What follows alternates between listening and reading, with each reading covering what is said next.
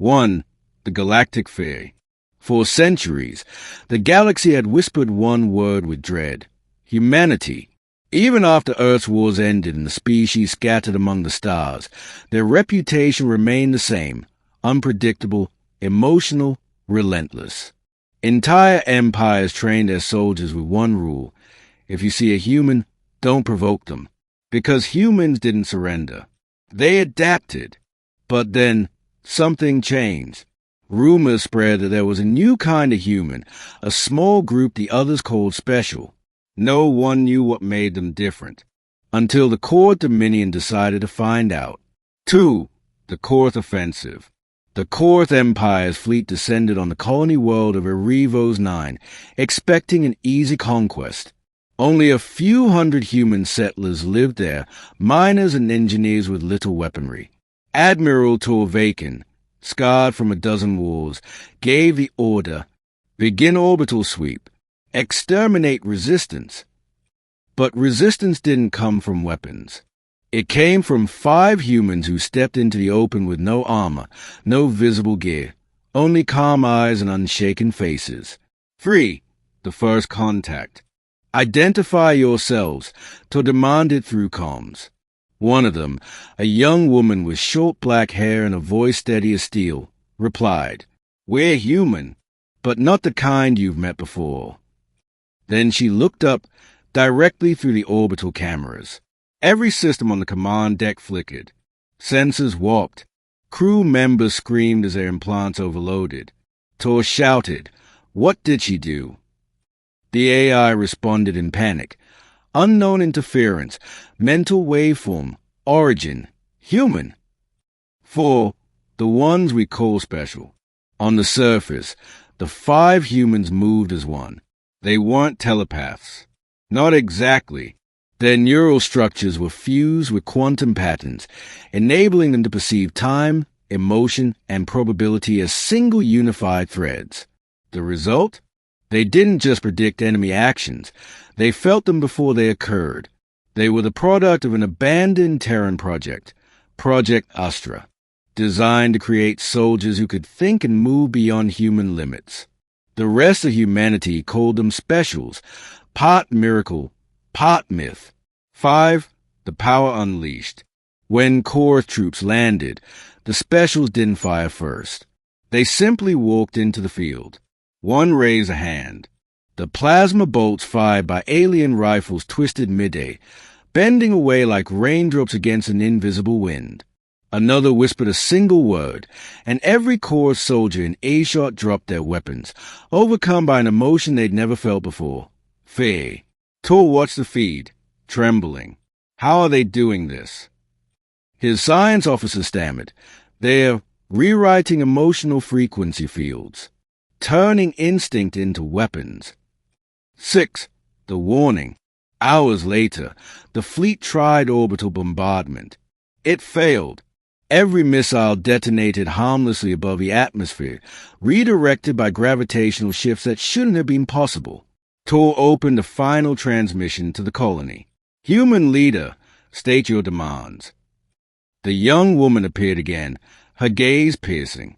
We don't want war, Admiral. But if you bring it to us, you'll learn what happens when humans evolve out of fear. He swallowed hard. What are you? She smiled faintly. The next step. The reason your galaxy should have stayed afraid. 7. The collapse. Moments later, every ship in orbit lost power. Engines failed.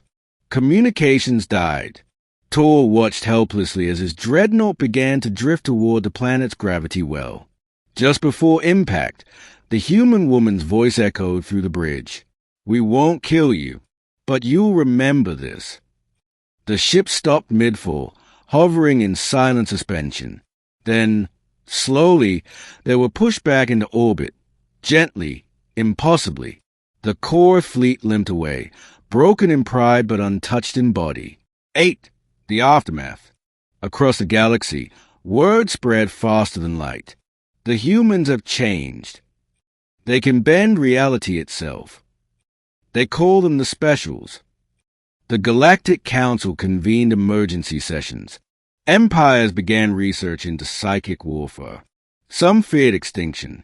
Others whispered of godhood. And on Earth, deep in the mountains of New Geneva, an aging general watched the reports. Guess the kids finally woke up, he muttered. 9. The human divide. Not everyone trusted the specials. Many humans feared them as much as aliens did. Captain Maracale, a decorated soldier, once asked one of them, "What makes you so different from us?" The special replied softly, "Nothing. We just stopped letting fear tell us who we are."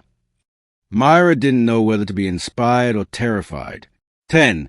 The Council's decision. A year later, the Galactic Council summoned a delegation of humans, including 2 specials, for a diplomatic summit on Eldra Prime. Every race watched them enter the Grand Hall. No armor, no weapons, just calm, knowing smiles. A Korth delegate sneered, "You think you can control us all with your tricks?" The special woman replied, "Control? No, we came to teach you something simpler." "And what's that?"